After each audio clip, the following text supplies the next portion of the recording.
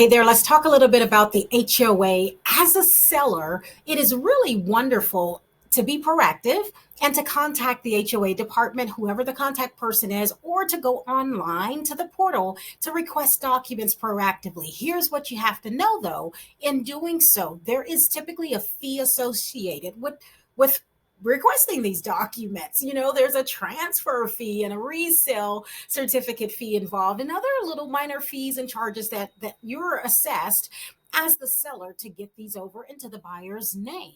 Now, typically when the buyer submits an offer on the property, they will indicate how much they're willing to credit back at closing toward those fees that you were assessed in doing this transfer. But just know this, when you're being proactive and we're asking for these documents ahead of time, it's on purpose, it's intentional. And here's why. One main reason, if we give this over to the buyer, sometimes it really can help eliminate their out later. As a buyer, there is a thing where the buyer gets a 3-day or so many days of an out in the contract once they receive the documents. And if they choose to change their mind really for any reason, they could blame it on the HOA, they have an out. So if we're able to provide those documents proactively upon listing the property, it's really a cool thing to somewhat eliminate that out. Now, there may be a little bit of a gray area as to how old the documents are or when they were provided. So we want to make sure those are recent documents, and there still may be someone that can test that and say, I don't know, that request didn't come from the title company. But it really does get you really close to making sure you can help to eliminate that out for the buyer. So that's one benefit. Another benefit is to find out what the fee is going to be. I mean, we'd rather know sooner than later what it's going to cost to get the documents transferred over to the buyer, because that is an expense that's typically paid before the closing ever happens. So that's really, really, really key.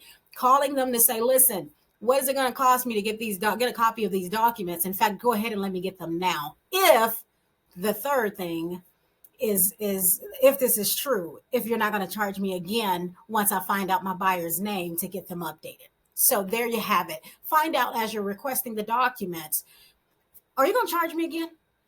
Are you going to charge me again to put the buyer's name on there and get them updated? And are you going to charge me again if that buyer, for whatever reason, God forbid, but for whatever reason, has to walk away from the contract and I have to update the documents again?